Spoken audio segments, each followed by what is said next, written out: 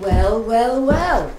Welcome everybody to the Bakehouse Live. Isn't this exciting? Yes. Real live humans. Real live humans.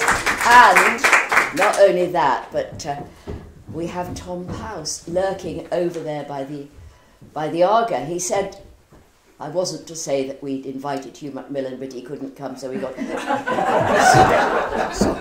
Sorry, Tom.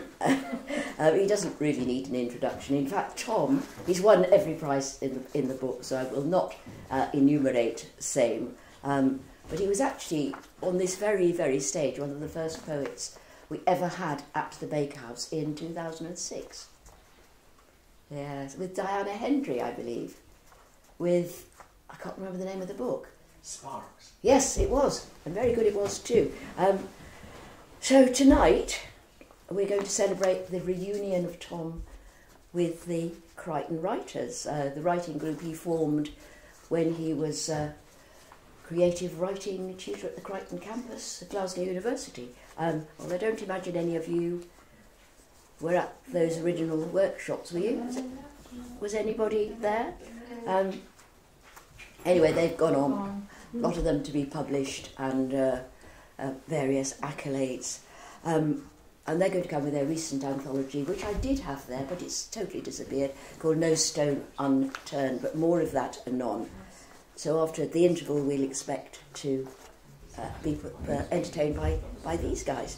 But back to Tom. He's going to be reading from his latest collection. And I hope I'm saying this right, Naranjas. Is that right? Naranjas. Naranjas, okay. Which is his first collection, I think, full collection since 2014. Is that right? No, but it doesn't matter. Let it go. I told you I needed an updated biography. Anyway, John Glenday said about this, rich with riveting stories, luscious descriptions of the natural world, droll character studies and moving elegies, but it's his relentless compassion which will stay with us. His book's on sale out there, of course, at a nip. It's a real honour, once again, to host young Tom at the Bakehouse. So that really is enough for me. So there we have. I shall begin. Yes.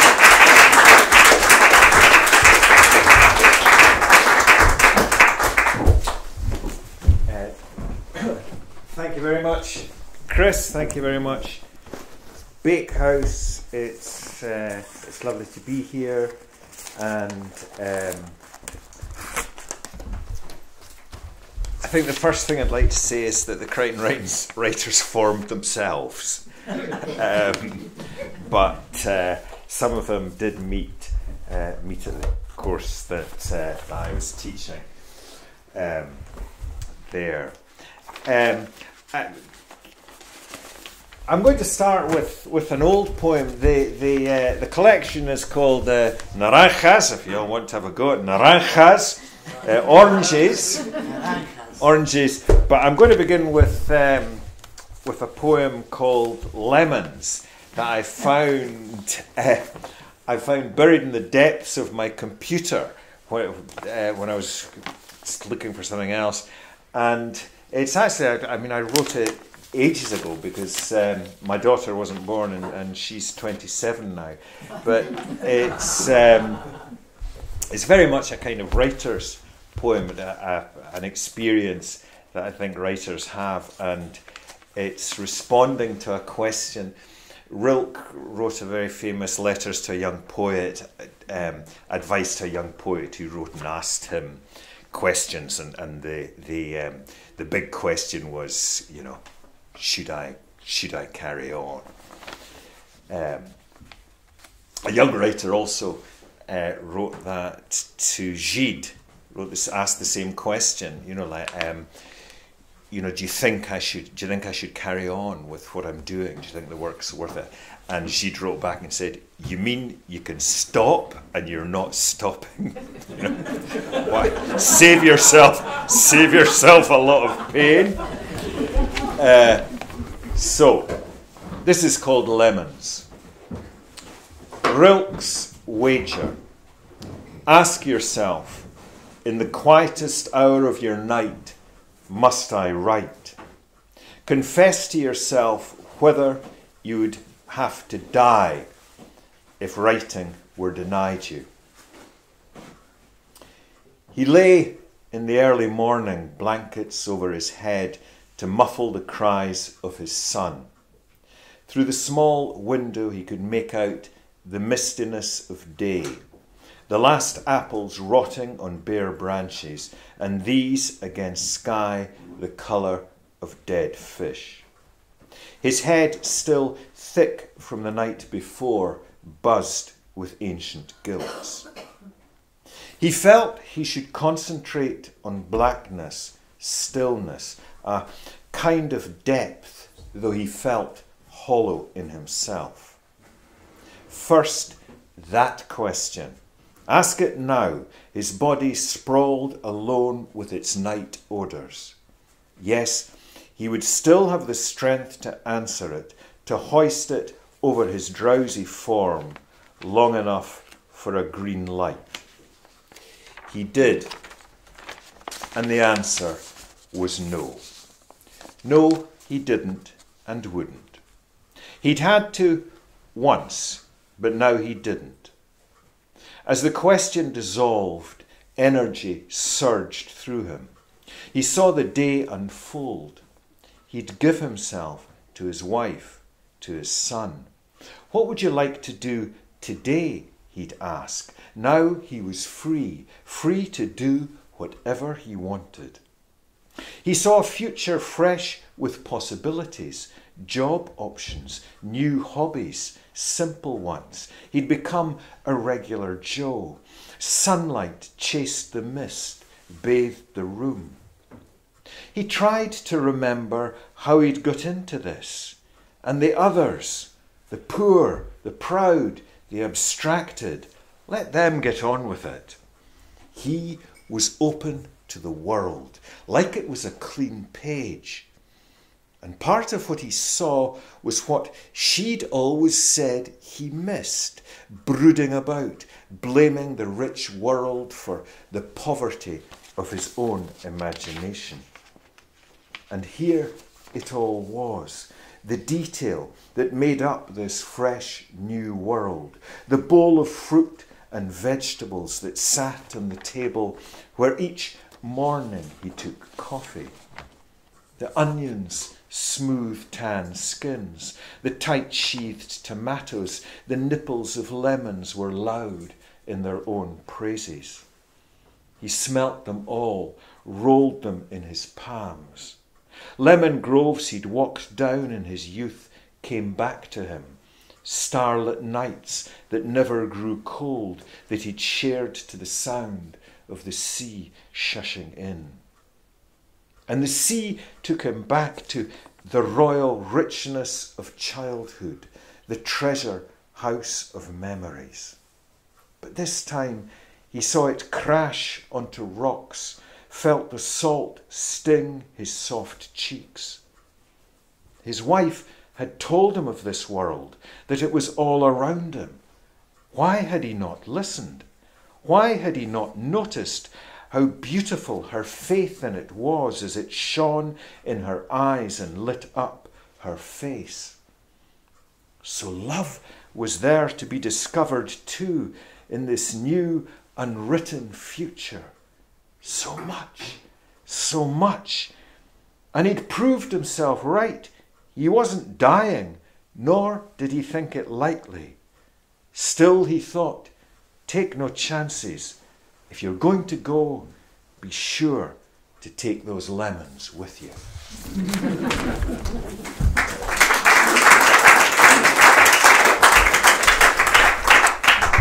Thank you. There's a phrase there, the royal richness of childhood, the treasure house of memories. These are two phrases from Rilks, from the letter.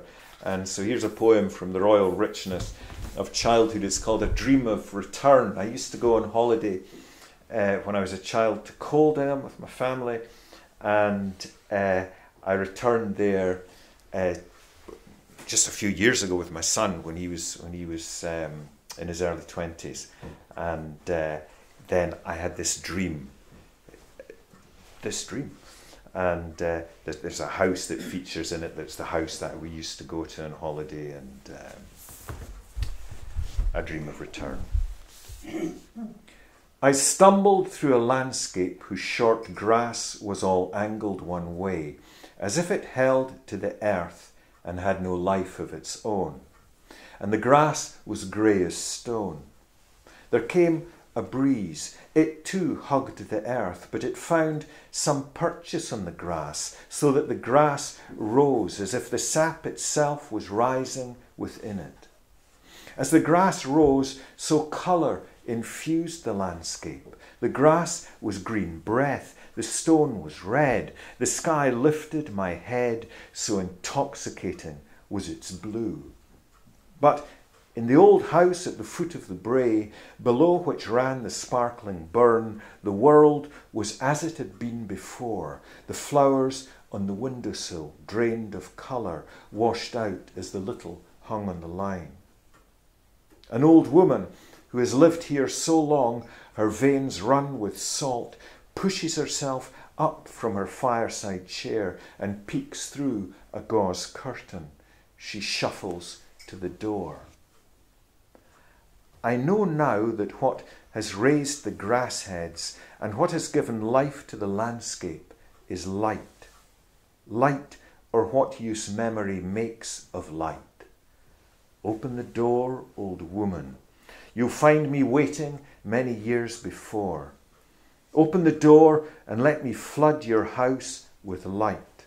Let me tip golden heels of sand onto the sunlit wooden floor. Careless, I wait for you to chastise me and for this memory to burn into me as you sweep up the grains of sand and scatter them wherever the radiant hens are feeding.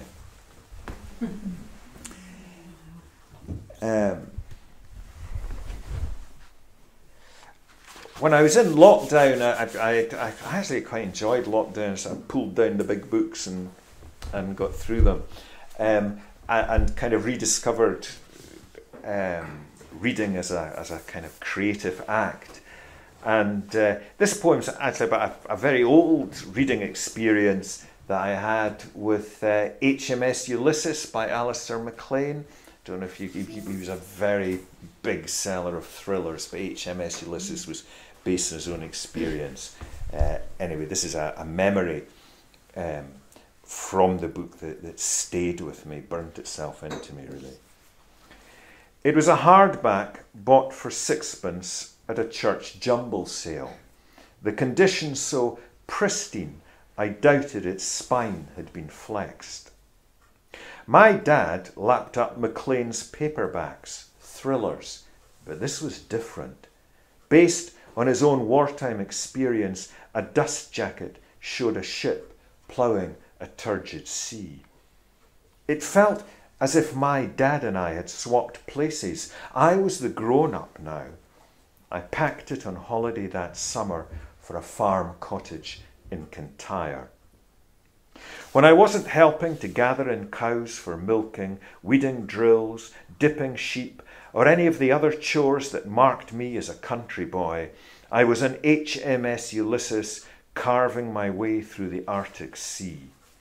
It was a long time ago, but for reasons I'll explain, one scene has stayed with me. Though my memory may not have it quite right, this scene has stayed with me. The ship has been struck by a torpedo. A part of the hold must be sealed off, or the ship is lost. A great sheet of metal slots into place. In that section alone, the freezing waters rise. But a young sailor hasn't managed to escape before the action is taken. Why, I can't remember. He was slow, he stumbled, he took the ladder too late. There is, though, one small grill, intimate as a confessional, where the ship's captain is able to speak to the boy and the boy to his captain, while the water grumbles behind all their words. I can't remember the detail of how this came to be. That is what the writer must work out and a reader believe in at the time. It is not what my imagination latched onto. What I do recall is the tenor of their conversation, how the captain tries to bring the boy to his inevitable end with as little terror as is possible, and how the boy seeks assurance until he sees in the dark hold in which the water now laps at his heels that nothing will save him, and how he then collaborates with the captain's talk, small stuff about home, family, the like. It was at that moment in the narrative that I turned the page and was confronted by a double field of silence. Over the page, the same absence. I had to abandon the captain and the doomed boy to darkness with a despair that felt close to love. What I picked up to read then, I don't recall. It must have been bloodless, written on air. The summer played out. Sun cracked the corners of muddy fields and the mud mapped on the cows' flanks. The corn was cut and gathered. Rats and rabbits ran from its heart to where the dogs were waiting. I stood beside farmhands as the creatures sped by me. It was only when I returned to the city that I could buy HMS Ulysses again, a cheap paperback this time. In my bedroom, I returned to where I was before the print turned metaphorically white.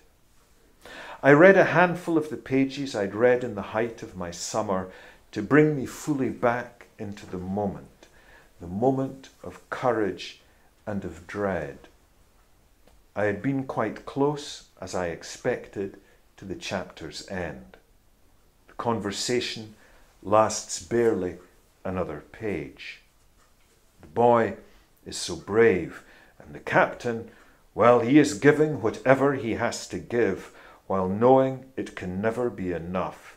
Yet he wants so much for it to be the best that he has, and that is the only reason he is able to keep calmly talking. And then there is silence. The captain says another couple of words, but there is silence. It is over. I laid the book down. The boy's last moments had been suspended through my summer. He had shadowed it, and I hoped in my heart he had shared it in his own way as the waters rose and the human voice grew indistinct. I hoped in these moments that he found his summer, the cornfield shining, the voices of people all around, and that this is where he is as the black waters close over his head.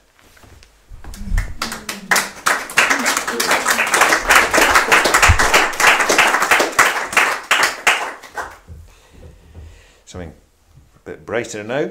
Naranjas. This is the last time I was in Europe. The last time I was a European. I was in a place, Javi, in Spain, and I stayed there with my wife for a few days, and then I went down to Seville and spent some time down there on my own. And there's a little painting that my wife saw, and we saw it together, and the shop was shut, and she thought we should go back for it, and I'm always saying, we don't need it, but anyway. Naranjas. It's a love poem. Well, did you buy it? The painting in Javier of close to a dozen oranges tipping from a straw basket onto a table, a glass jug of water close by. The shop being shut, I had to squint through the light on the window to see it. Hardly bigger than a postcard, it held in the darkness of a wooden frame, close to a dozen oranges tipping over a table like small suns. Since then, a storm has come, and I write to you from Seville, where oranges have been blown from the trees, falling onto pavements, plazas and roads, where tires press them into the cobbles, each one a perfection crushed. Last night, after rain, I took such a cobbled road by a small plaza, and the smell of oranges, both sharp and sweet, perfumed the air, as if their last gift was to make it blossom time again. Oh, I hope you've bought it, even though for €30 I think its varnish might intend to deceive. But close to a dozen oranges tipping from a basket, falling like suns. I can see you still admiring it, as I can imagine your invisible hands tipping the basket. Oh, I do hope you went back for it. I know we'll find a place for it. I think I already have.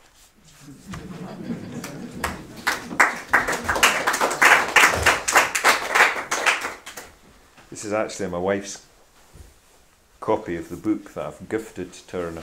I wrote in the front, "For Julie, you bought the painting, I wrote the poem, we made the book."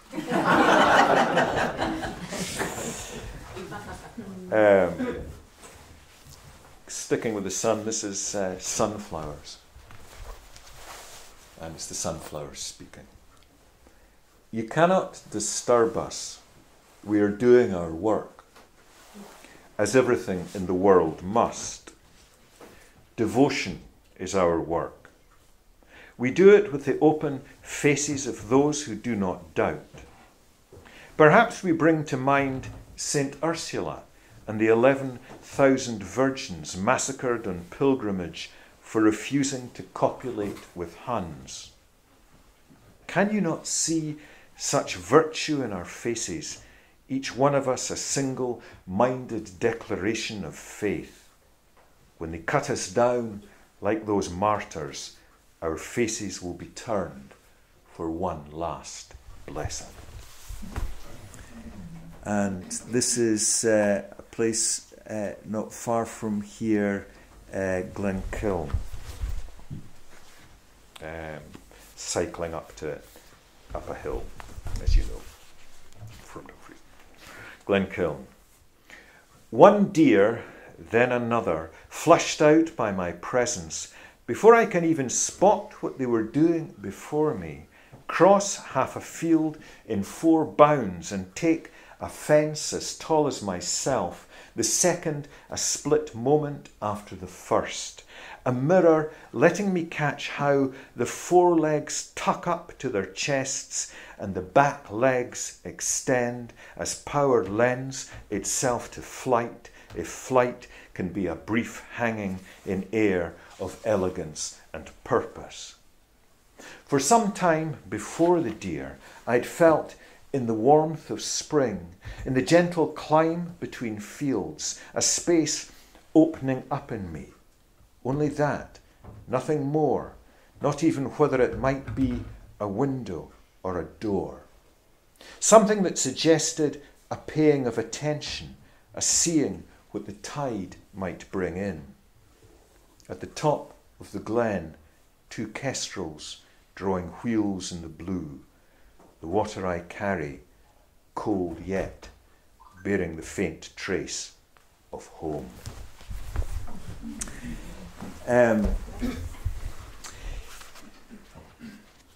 Alistair Reid,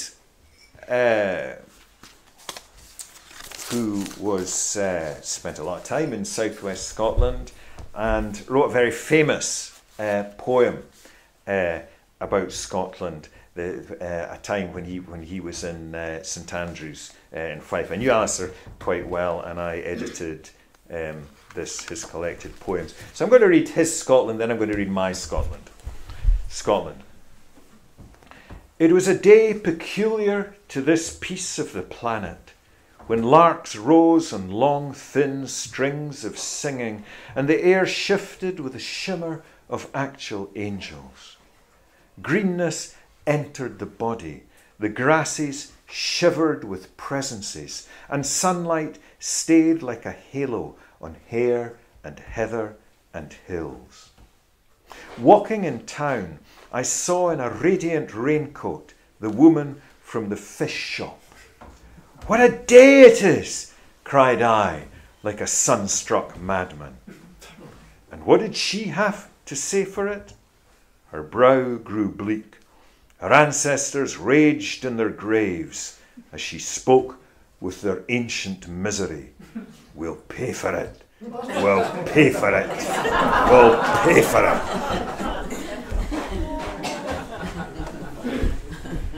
And this is my Scotland, which happens not in St Andrews, but in Edinburgh, down the Royal Mile, sort of like roundabout festival time. Scotland, after Alistair Reid. It was a day when the rain was unrelenting, one our old Calvinist God would enjoy. The Royal Mile was a grey canyon where the gutters ran and the pavements were clogged with the moodily decisive and the decisively moody. A young girl with the sallow skin of the warm south and an expression of amused indifference wore one of the flyaway rain sheaths that had displaced the postcard stands. Emblazoned on it, with an own goal at which Calvin himself might blanch, were 4 large saltires and 4 words: Scotland, Scotland, Scotland, Scotland.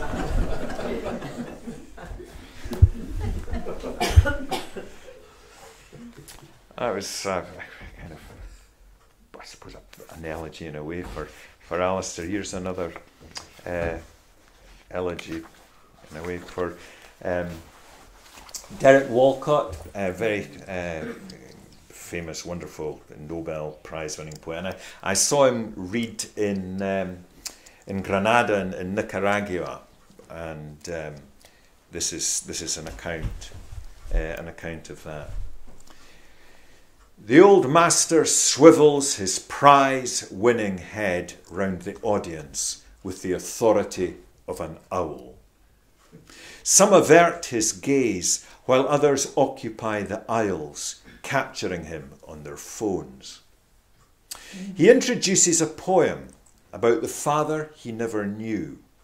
At its core, what a woman had once written to him, a full 28 years after his father's death. The poem will describe the old woman, her skin paper thin, forming her letters as, in her last days, she carries out this office of kindness.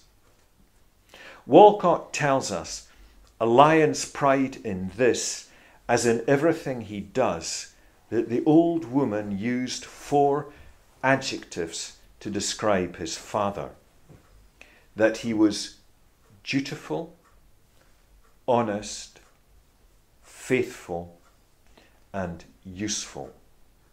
Walcott gives each word its proper weight, lays them before us like well-worn tools. But she was not an educated woman, and she spoke about my father in the present tense. He is dutiful. He is honest. He is faithful. He is useful. It was this simple tense change, Walcott says, that altered memories of his father forever and brought tears to his eyes. I have looked for the poem, but never found it, and I wonder whether its lattices of language could match the memory I keep of a great poet talking simply of what he held close to his heart.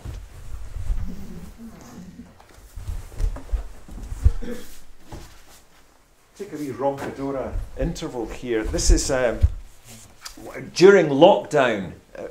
Lots of people were blogging every day and writing poems every day and writing things about lockdown, and I wasn't. But what I did notice at some point was that in emails I was getting from people, there were little snatches of observations about the natural world. And I thought, people are noticing things and putting them in emails that they wouldn't normally have done.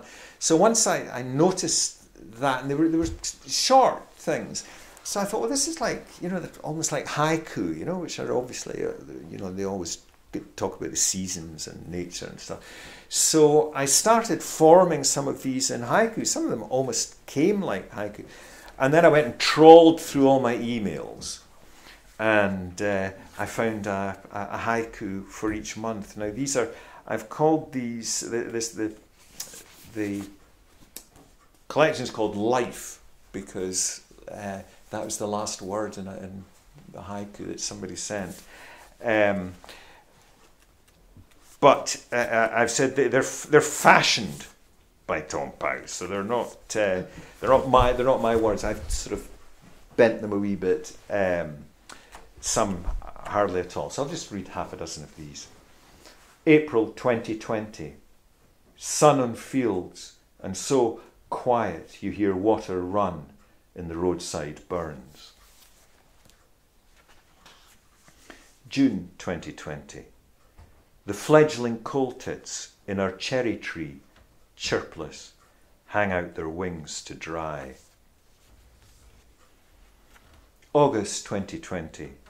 An otter kit, shorn from his mum, seeking shelter, squeaks at my wife's foot. September 2020. The swoop of a hen harrier over moorland as I cast a fly. January 2021. Out in early dark, dealing with animals, glint of diamonds in the snow. February 2021. What news? All well here. First Mavis singing last night on the darkening. March 2021. The windows open. Builders at the new cafe on the corner. Life. And the book, it's a lovely wee book. The emails are on the left-hand page and the poems on the right, and Hugh Brown's done sort of like wee illustrations, and life ends up, the sort of the cafe of life bursts. And anyway, these plus, we did 3 wee books together. Life is still life. They're available on the Roncadora website.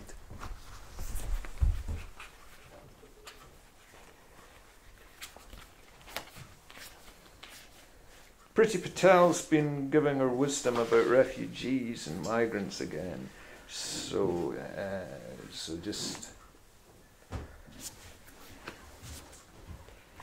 just on that, I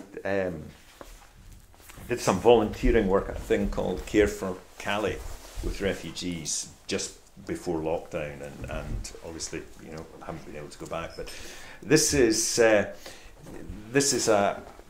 poem about Kurdish refugee hairdressers. The Care for Calais, when it goes out to these groups, and they stay in their groupings, and they take 3 things. They take a board where they can charge up their phones, because these are essential for them, and that can take like 3 hours. So the length of the time they're with them is dependent on the charging of the phones. So we take that, we take a van offering drinks, biscuits and things, hot drinks and biscuits, and hairdressing. They set up take clippers and things for hairdressing, and hairdressing, being smart is very important. In fact, when we were working in the storehouse before taking things out, there's loads and loads of clothes to sort through, and I was in a group sorting through trousers, and people want to look smart. It's important for them to look as smart as they can, and so we had to decide which trousers were suitable for them to wear. And this was quite hard until somebody suggested anything that Tom would wear doesn't go in. So I was picking up, he's like, a lot of wear left in that. So, this is Kurdish refugee hairdressers, Dunkirk, December 2019. The men, for it is mostly men, young men, pool like mist between the forest and the lake. Wisps of men, idling in conversation or in silence. Everything is muted here, a mulch of colour, texture and sound. Grey water, dull trees, ragged queue. Destitution is democratic at heart. Picnic chairs are unfolded, clippers fired up from the fut-futs of a generator. The first men settle into an elasticity of time, an intensity of purpose. The cutter circles the client. Initially bold with the clipper, he clears the neck, the sides of the head, before the careful shaping work begins. The small razor is his tool then, as he defines the sideburns, the lines of the beard, the eyebrows' arcs. Nothing less than perfection will do. Nor will they be hurried, neither the cutter nor the client, who stares into the mirror that is not there and whose patience has no bookend. A smear of cold rain begins to fall. A gazebo is hurriedly erected, though some still prefer to stand beyond it in the little good light left. Razors in hand, they delicately care for the final map of the beard, each one doing service for the other, as if just for this one moment the map might point away home. This is a poem about cats, Cat Suite Finale. It's Cat Suite Finale because I wrote quite a lot of poems about cats that appeared in an anthology called Cats that Hamish White edited, and then I wrote this. I carried on writing poems about the cat until the end. So this is Cat Suite Finale. Finally, you became one of the truly old. Your arthritic haunches emptied of muscle, your face grown hollow-cheeked. No paw stretched out to us in communion now. Instead, you stood in isolation. Help me, in your breathless cries. Food held no interest. There was nothing that could tempt you. I lifted you into my arms, a dependence you always fought, and carried you. Nothing. She weighed nothing, from room to room and around the garden. It was a beautiful early autumn day in which elsewhere in the world terrible things were happening. In the surgery, I stroked your head and neck as an assistant held your left foreleg and the needle went in. I recited the names of our family as the few last beats of your heart played out. Left alone, I cradled your small head on my palm as I wept. Terrible things were happening in the world. This was certainly not one of them. This was simply an old cat returning to us the fictions we imagined sharing. Not a you in any meaningful sense, but a life that had drawn others' lives around it and that carried the years with it, like sunlight passing through a garden. And I'll finish with one of the compensations of not having the cat is sparrows. So I'll read this one wee one, and then I'll read the finishing one. So this is postscript. Since you left, I'm speaking to the cat. Since you left, the gardens become a circus of sparrows, I watch them on warm days, diving in and out of the hedge, perching on the wings of the small stone angel. Sometimes there'll be a dozen of them, maybe more. They rise to stretch their primaries, fanning out along the sandstone wall whose top you once made your own. I've smiled at them too for their avian ways, say whenever they bathe in old plates of water or dust with that shiveringly quick joy they convey. At times I sense their small bodies against my palm, warm and pulsing. But the touch is brief, and touch is, anyway, a blessing. Your body stretches itself on the sun-baked border. You give the smallest broken meow, "What the?" before I begin again, gently to stroke your soft ashes back into the earth. I just read this week, actually, that since 1980, they reckon we've lost 650 million sparrows. Envoy Fountain. On a humid morning in the neat Swiss village of Saint-Livre, I come to Le Fontaine des Amoureux, a stone trough as long as a man and deep enough to drown several. It is dated 1870-something, the last digit effaced. I tilt my head to avoid a hanging basket of what's pink and flowering in effusion. I cup my hands below the beak of the spout, and as I wash my face, I say words for you. Imagine at Le Fontaine des Amoureux. Then I cool my hands and wrists with words for both our children. The thoughts or hopes I dress as prayers to give them shape and to free me for the road ahead. Thank you.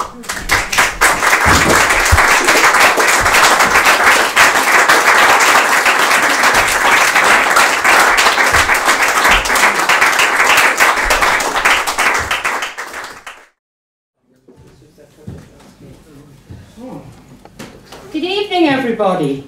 Good evening. Hi, good evening. I would like to read an introduction to the Crichton Writers anthology, No Stone Unturned, and I hope you will enjoy.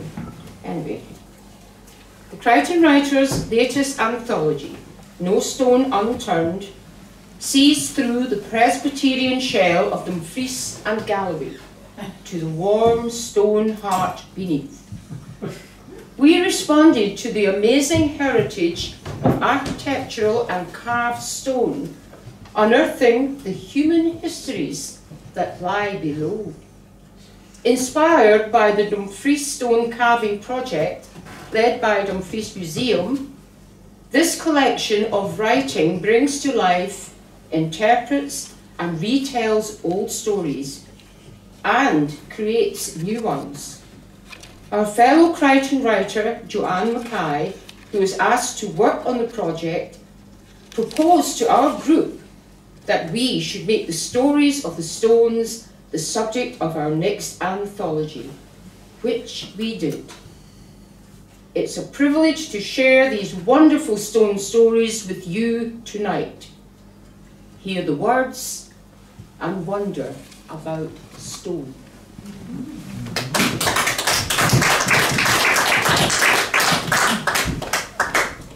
And this first poem is by Joanne Mackay. Fragment of Whetstone, circa 600, Culin to Thorold. There is a Modigliani in our museum. My Italian colleague, a study in black herself, shrugs my suggestion. But to my untutored eye, there is a semblance. Culin is no Livorno of the Loco Moss, no Florence, no Venice, no city of light, but dark souls call to dark souls across centuries. Mystery is all art. From callous sandstone, a woman's head made to edge a blade, elongated face with stylized features, the clean lines incised, precise, determined. Forget your Celts, I say. These are Anglian eyes, staring out the ruins of Rome and Reged. They speak my masking language. Cultures change as the moss drains, grow vecker, greywacky. Beauty remains, carved, polished, broken, found. When I know your soul, when I know your soul, when I know your soul, I will paint your eyes.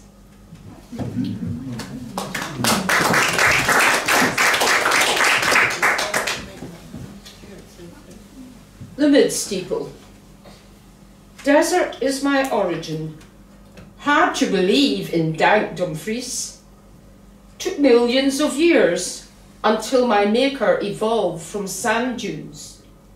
Just like any species, change takes time to happen.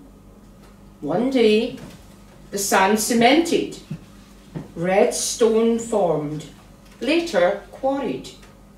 That stone from Castle Dykes created me in 1707. It is my rock. Hi, I'm Peter Roberts, and my piece, Stone Stories, is a sequence of 7 short prose poems that tell an impressionistic history of Dumfries as a stone town in several voices, various voices. I'm going to read 2 of them, not all 7, you're pleased to know. The first one I'm going to read is called Stone Ship. My name is Success, and I was a success, sailing from tobacco colonies across the sea to deliver grateful bodies and bales, the first to unload at Glencable's New Quay. Westwards I carried misery and hope and rough stone, brought back bright leaf that conjured from its smoke a stone town dressed and carved, trade strange alchemy, and I was a vessel of its success. And the second one is Stone Masons. The masters paid, we cut and carved, for we alone could divine the stain's desire, the allowable intimacies of the chisel. They needed us to finish their revolution, make private ambition into public substance, give stones gravity to their pretensions, winged lions, gods, all the classical orders appropriated, that their new and doubtful money might be made respectable by old philosophies.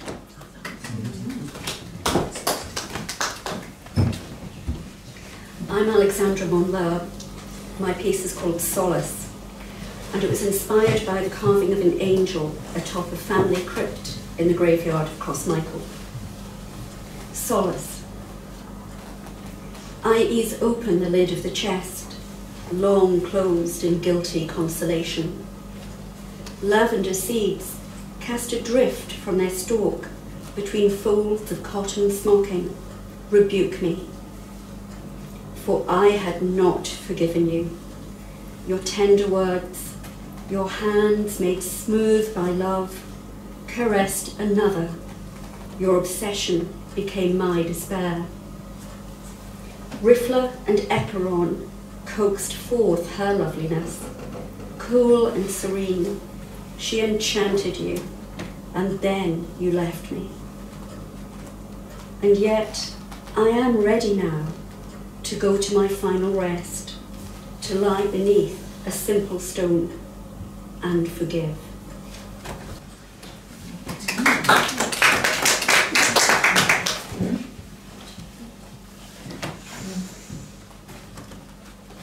This piece is by Carol Price, who couldn't be with us. Comments from a workshop for young stone carvers in Dumfries.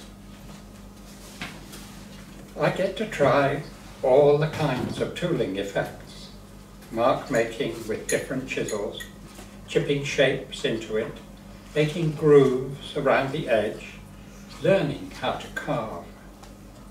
I really like lettering.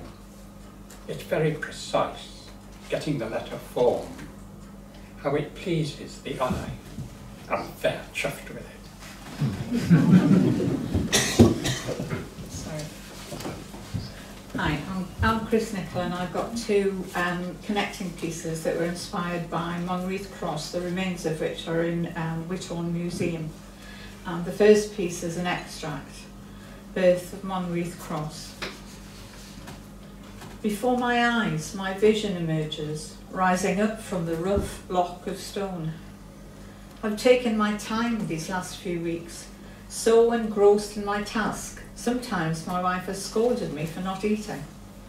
Now all I need to do is enhance the form, using broad sweeping strokes with a rasp to remove excess chips or dust. Then I engage a riffler, which is a smaller version of the rasp, to create relief in the details of the interlocking. It's a slow process and completely absorbing. At last, I'm ready for the polishing stage. I use a sandcloth and emery stone to abrade the sculpture and watch as colour and sheen are tempted out, the patterns becoming richer, more defined.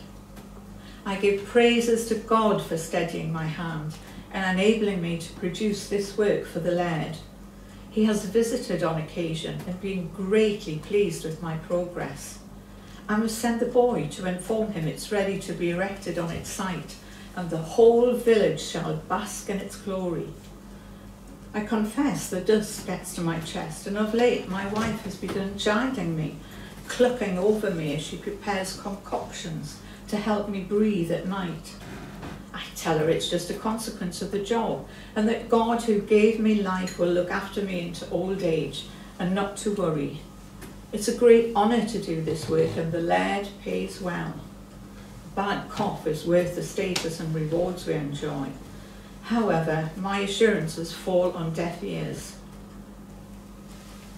Today, I'm sorely disturbed.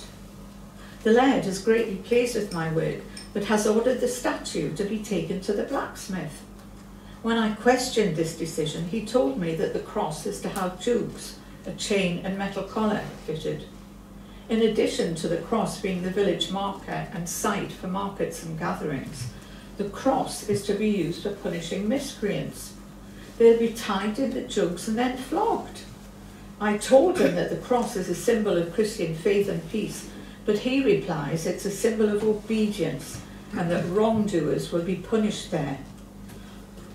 I'm afraid the blacksmith will destroy my work, be too violent in hammering the metal jugs in place, and the shaft will snap. I must away to church to pray. I remember. I was there on the first day of crocuses, the earth newly released from stubborn grips of frost, pliable, shaping itself to my footprints. Along the humpback track, wooden wheels of a cart brought her here, shivering, bent double, manacled. In air bone white with mist, the voice of the rain sang out her name, and ghosts of those before clotted around her. Charges were read, jugs clasped her to the cross, fabric ripped, leather thongs bit deep, criss-crossed her back as blood blossomed up. I looked away, back to the crocuses.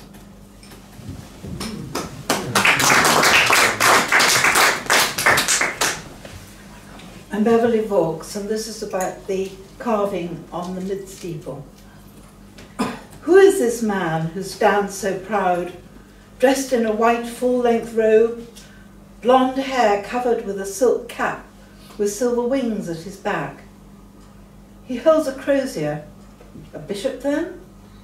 He stands upon a red dragon, which he has slain? Was he so bright painted when carved 300 years ago now? looks garish to our eyes and taste.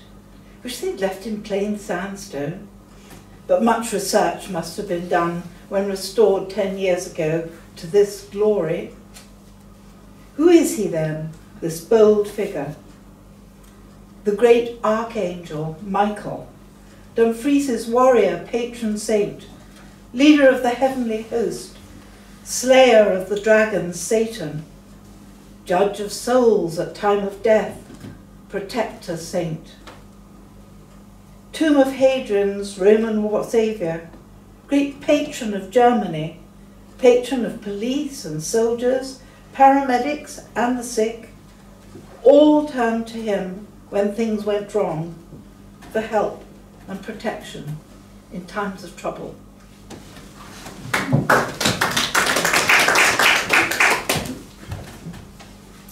My second piece is called Devotions, and it's inspired by the work of sculptor Ronald Ray, Fellow of the Royal Society of Sculptors, who has a number of pieces on display at 3 Gardens and Estate.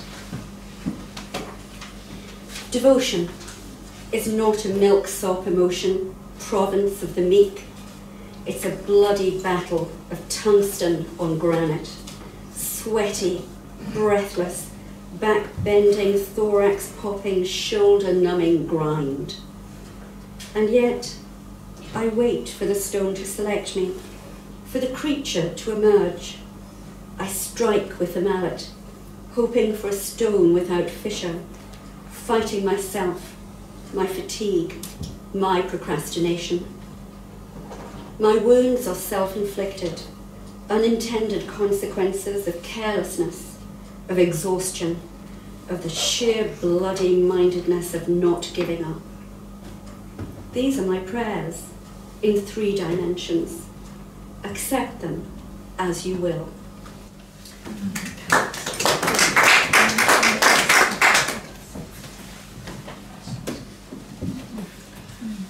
My name's Edmund Wigram, and this is my piece. It's the old sandstone bridge in Dumfries. The old sandstone bridge, fine as any sculpture, home to a host of life, summer's air filled with chatter and grace, families of sand martins learning to fly. Held prisoner in iron bars, an innocent tree of life on broken tablets, once proud above the doorway of the bridge house on the other side, demolished when reclaimed white sands rendered 3 arches and the house redundant.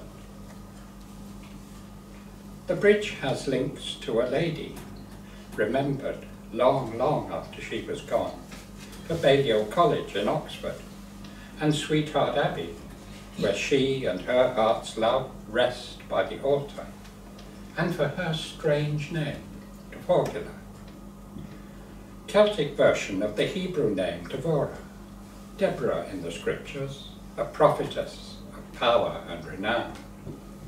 Our Lady Devorgula too was high and mighty, daughter of Alan, last great lord of Galloway, descended too from Scotland's King David. Her son John became king. In name only, a vassal of England, he struggled to reign. In her world of men vying for power, Devorgula shone as a great star, of generosity and sensibility, the untainted one.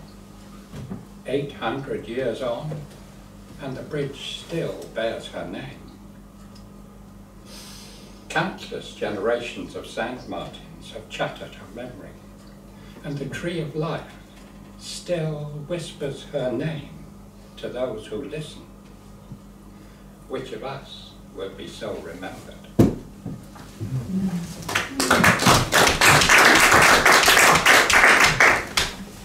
This piece was inspired by the sculptor William Flint. Chiselling onto a chunk of stone leaves a lasting image which can't be erased, but the 2 carved heads on Greyfriars Church, haughtily facing each other. A crusader, a man of war, and a woman depicting mercy, apart in life's tribulations, forever together in sandstone.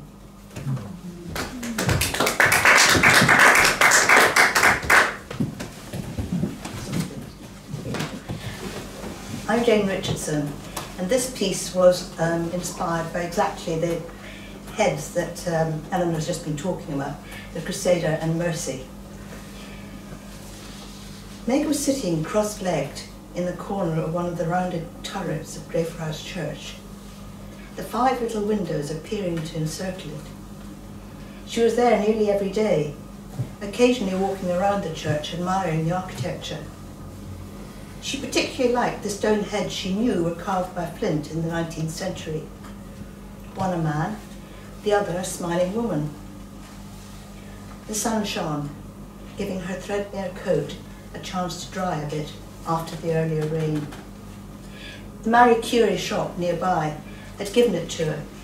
It had seen many a season. Meg shifted herself and settled a bit more comfortably. She squinted against the sunlight and began to eat a bacon roll, a smile on her face, not unlike the woman above her from another age. Sister Mercy looked up at the white ceiling and in a swift movement left her bed and fell to her knees in prayer. For a little while she was able to enjoy her contemplation, until beset by the noise. She didn't imagine the noise, it was recurrent. She shook her head and rose quickly on hearing the chapel bell. The order was silent, but the silence, she knew, would only encourage the unwelcome noise of the sight, as her mother had called it. Not present sight, but years, hundreds of years ahead. She followed the sisters into the refectory for breakfast. She chewed her bread and poured water from the large pitcher in the middle of the table. She glanced at the little bits of familiar flotsam, sometimes more, sometimes less, depending on the state of the myth. Body sustained, but still mentally troubled, the young nun pushed open the heavy oak door leading to the walled garden, where vegetables were grown. The sisters, who were not bound by silence, distributed them to the needy in the outside world. Sister Mercy, confined in the order and to the nunnery, should know little of that world beyond, but the frequent interruption to her silence introduced a clamour of voices and a clattering of hooves. Not only carts drawn by horses over the Devergiver Bridge, but visions of many people working on the boats coming up the Nith, of carriage wheels turning on the cobbled white sands, and later, much later, soundless wheels and horseless carriages. She was tortured by warnings of her convent, her beautiful inclusion, facing ignominious closure, citing the behaviour of the nuns who had broken vows of celibacy.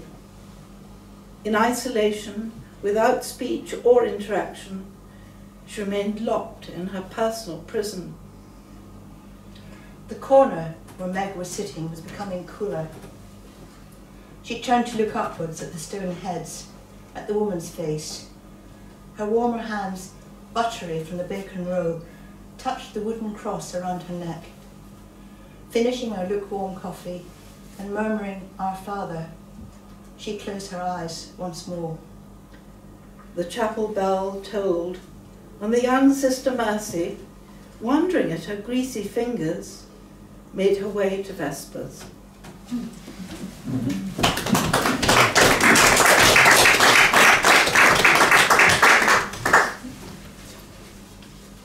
I'm Claire Phillips, and this poem is about a certain well-known former inhabitant of Dumfries. Bank Street. Burns lived here after Ellisland with Jean, the boys. 3 rooms and a back kitchen in the wee stinking Vennel. Late from a night in the alehouse, dinner with friends. booted or on horseback, the cobbles would announce him. Was it the pony, shackled to a ring in the yard, or just his steps on the stair she heard? Did she glance at the burnt-down candle, whisper, "What hour do you call this?" as he pulled off his neckcloth, his shirt, his breeks, cut it in, got away with it.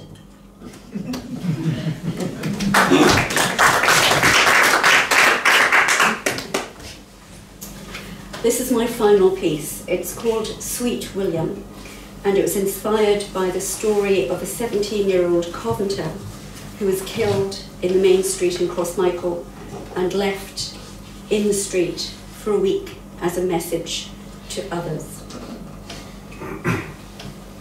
I sewed the shirt that William wore. I keep it now, musket scorched and torn. The sandstone of his unnamed grave recalls its bloody stains.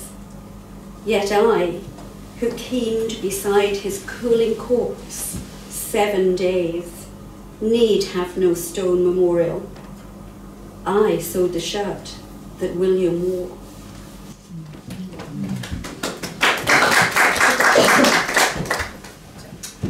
This next poem is inspired by the stone rope that many of you will be familiar with, carved above the Sheriff's Courthouse door in Dumfries, and by two rather gruesome events that took place 3 years either side of its carving in 1866. Mary Timny's rope. Stop knots, like those tied in stone to the courthouse door, would catch an uncleated sheet in the block, hold the clue against the wind to keep a ship on course for home, or tell a stone parable about a town's course trimmed to the winds of the law. Though laws can be set wrong, need a diligent watchkeeping when they blow too strong. There's a rigging stop knot called the single throat seizing. I think of Mary Timny, half mad with starvation and fear for her wains, who in desperation beat and murdered her neighbour Anne Hannah. She was strangled by the law on this very spot, the last woman in Scotland to be publicly hanged, the shame of Dumfries people who wanted it stopped. 3 years later, John Corrie carved a rope in stone in commemoration, they say, of our seafaring days. But it's hard to believe his mind did not stray to thoughts of Mary swinging from her yardarm. Perhaps he made her epitaph and a proclamation against such vile displays. Not that it worked for Robert Smith. 6 years after Mary, the last man to pay the law's due, put on show to public view, hanged on the same corner of Irish and Buccleuch.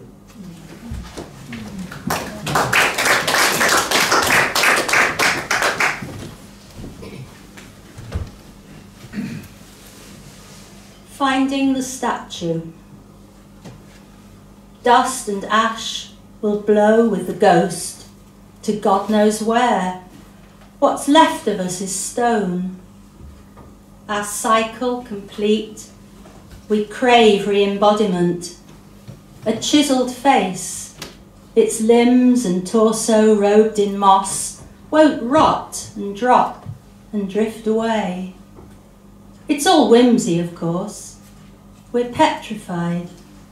We'll spin to infinity as amorphous gas. But dawdle a while in a garden green, in wet spring grass, in frost or summer's warmth, and find Aurora on a plinth shaded by trees. Touch her. Believe we live forever. I'm Annie Wright, and this poem is inspired by the Hill family gravestone in St Michael's Churchyard, Dumfries. And this poem is just about one of the members of the family, so this is part one. What the stone doesn't tell. James Hill died 1776, aged 73. Everyone needs a good doctor, a skillful surgeon, as true now as in your day. Apprenticed at 19 to an Edinburgh physician, you learned at his hands and by lectures at the Surgeons' Hall. This was the Scottish Enlightenment, when even boys who couldn't afford the fees to graduate with diplomas or degrees could set up in practice. You honed the skills of observation, meticulous notes. Against the tide of opinion, believed that cancer was better treated not palliatively, but by excision of the tumours, noting how you never saw a cancerous breast extirpated until you had to do it. Not in a hospital. There wasn't one. She survived for several years. Nowadays, we rate our chances in percentages. You preferred numbers. 86 of your 88 cancer patients pulled through the operations, including those with tumours on the brain, and 77 went on to live the natural lifespan for your times. Your observations regarding brain pulsation following head injuries led to a radical change in treatment, from which 3/4 of patients recovered. Your skills were lauded in Edinburgh and London. Would you be surprised to know that a century after your death, Jacobson at Guy's Hospital, researching historic cases of head trauma, found just 13 survivors of 70, crediting you especially with 2. There is no blue plaque over your home or surgery, both long gone. But in the year you died, Dumfries got its first infirmary, and 16 more physician-surgeons, trained by you, were practising. By local accounts, you were a tall man, went about all your days in full wig, bearing a staff, forbidding but much loved presence. No portrait survives. At our new infirmary, I wish you could see NHS staff facing the global pandemic of COVID-19, unflinching in the ongoing legacy of saving lives.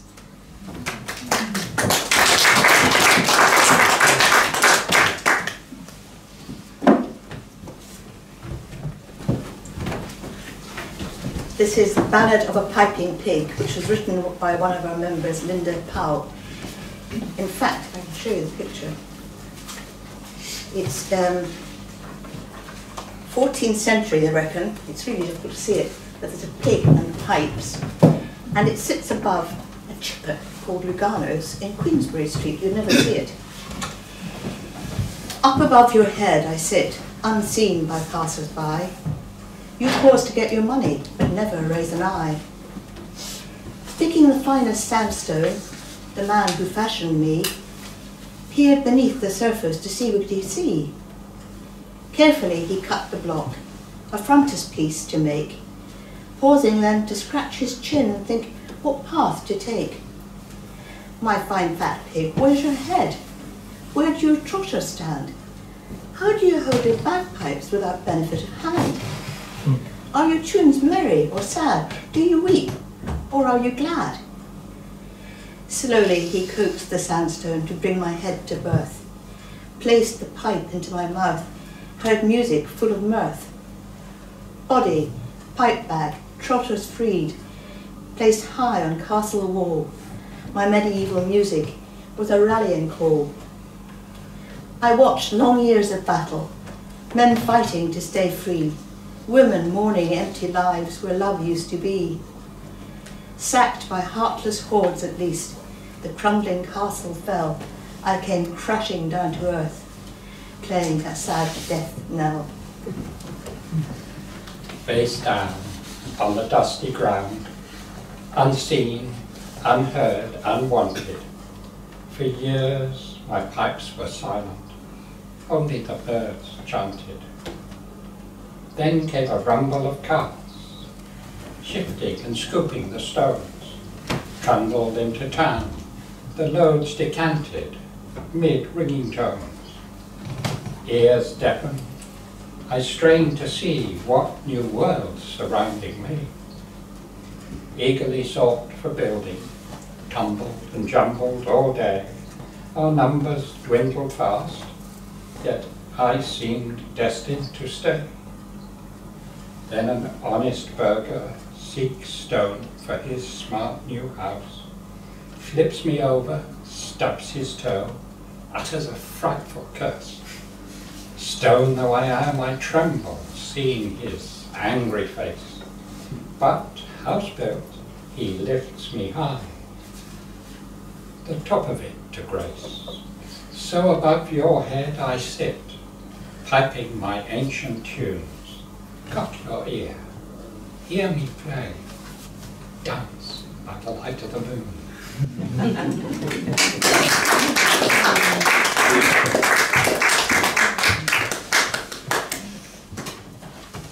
This is our last poem.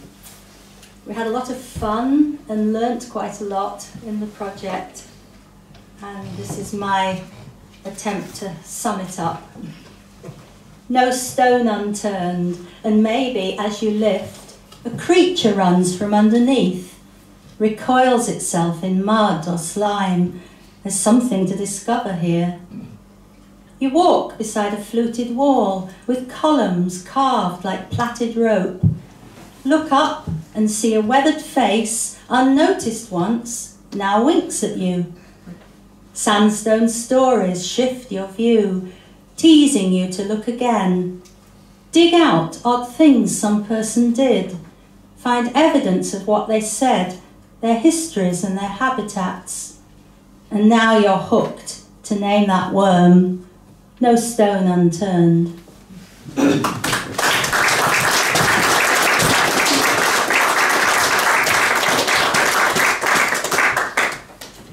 Well, everybody, our time is up. I hope you have all enjoyed listening to the pieces as much as we have enjoyed reading them. There are books to purchase. Thank you for being a lovely audience.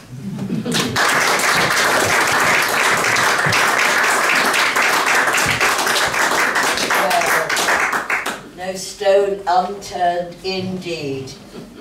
What a great celebration. What have I got here? Architects, quarrymen, masons, sculptors, and the human histories, and some very moving stories that the stones have brought to us. So thank you very much to the Crichton Writers. Thank you very much to Tom, who's lurking somewhere. Where are you, Tom? He's lurking again by the arm. Ah, thank you. Spot it. Thank you, as always. It's not surprising that everybody loves you in the region, is it? We love you as well. So thank you very much, and thank you all very much for coming.